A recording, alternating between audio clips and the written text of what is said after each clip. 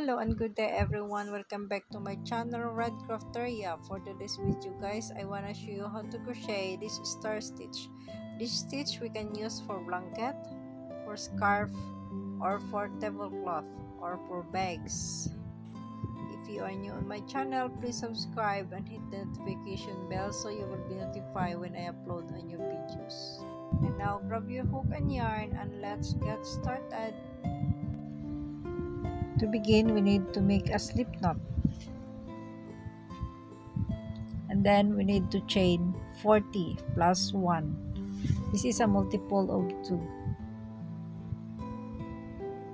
So 1, 2, 3, 4, 5, 6, 7, 8, 9, 10, 11, 12, 13, 14, 15, and then we'll continue until we got 40 chain and then plus 1. So now this is our 40 chain.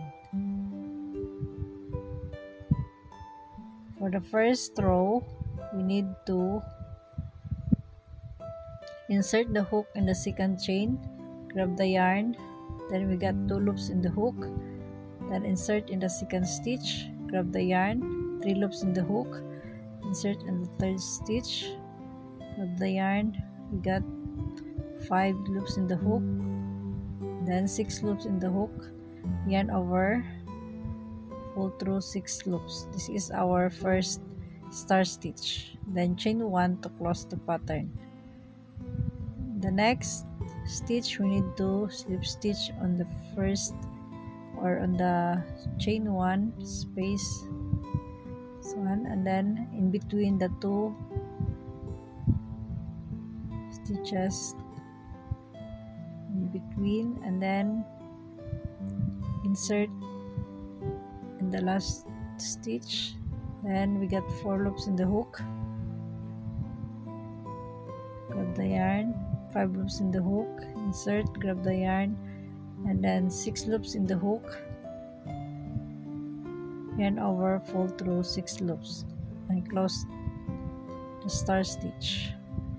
Next, the eye of the star stitch, then in between of the 2 single crochet, and then the next stitch, then in the next 2 stitches, 5 loops in the hook, with the yarn, 6 loops in the hook, yarn over, pull through 6 loops, chain 1 to close the pattern.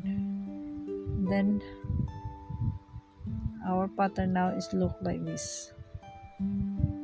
Then slip stitch, grab the yarn, 2 loops in the hook, slip stitch in between the 2 stitches,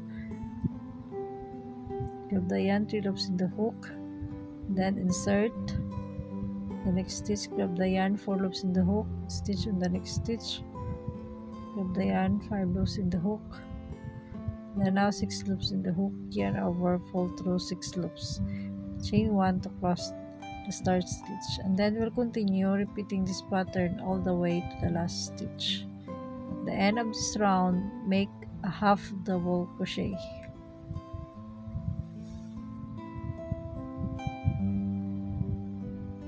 And then chain 1 and turn your work. So now we need to single crochet in the first stitch on the eye or in the center of the start stitch. The first one, we need to make 1 single crochet, and the second star stitch we need to make 2 single crochet, 1 and 2, and the next star stitch 2 single crochet, the next another 2 single crochet. So in every center of the star stitch we need to make 2 single crochet except the first one. Then now we'll continue repeating this pattern all the way to the last stitch. 2 single crochet in every star stitch. Yung nasa center niya, lagyan natin ng 2 single crochet. Then continue until to the last stitch. At the end of this round, we need to make a half double crochet, 2 half double crochet. So our pattern now is look like this. Then chain 2, turn your work. In the first chain, we need to make, insert the hook, grab the yarn, 2 loops in the hook, and the second one, grab the yarn, 3 loops in the hook. Now we got 4 loops in the hook, and the next stitch we need to make. So now we got 6 loops in the hook, yarn over, fold through 6 loops, and then chain 1 to close the pattern. Insert, grab the yarn, 3 loops in the hook. Insert, grab the yarn, 4 loops in the hook. Insert, grab the yarn, 6 loops in the hook. Then yarn over, fold through 6 loops to make a V-stitch. Chain 1 to close the pattern. Then the I-stitch in between the two, and then 4th, the next the 5th, and then the 6th. Now 6 loops in the hook, yarn over, fold through 6 loops. Chain 1 to close the pattern or to close the V-stitch. Another V-stitch, 4, 5, and 6. So yarn over, fold through 6 loops. So ito na yung ating pattern. And the next, we'll continue this pattern all the way to the last stitch.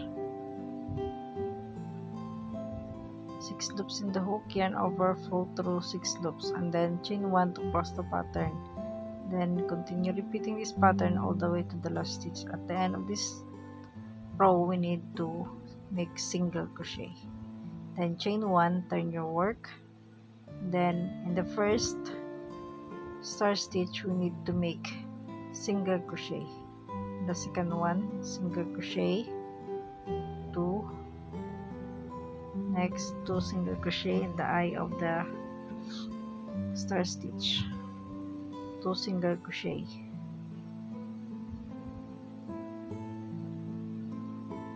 So ganito na yung ating pattern. Then single crochet 2 in each eye stitch. So our pattern now is look like this. Ito yung eye center ng ating star stitch. So, dalawang single crochet, 2 single crochet, 2 single crochet,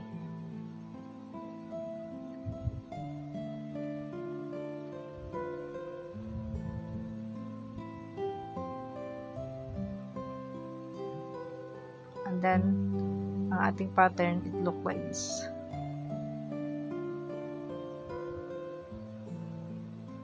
So we continue repeating this pattern all the way to the last stitch. At the end of this row, ganito na yung kanyang itsura. And then chain 2,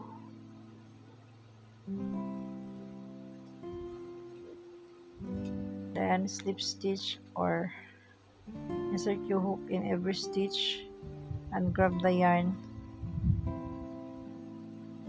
So you get 6 loops in the hook, yarn over, fold through 6 loops, and then chain 1 to cross the pattern.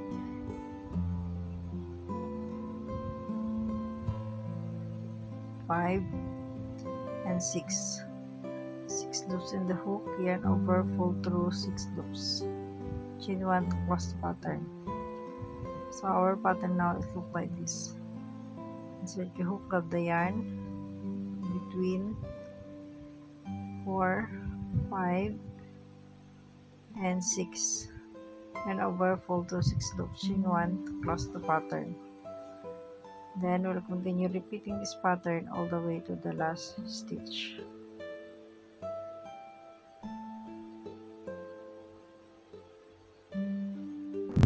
So now continue repeating the pattern from row 1, row 2, until we reach the length or the size of our blanket.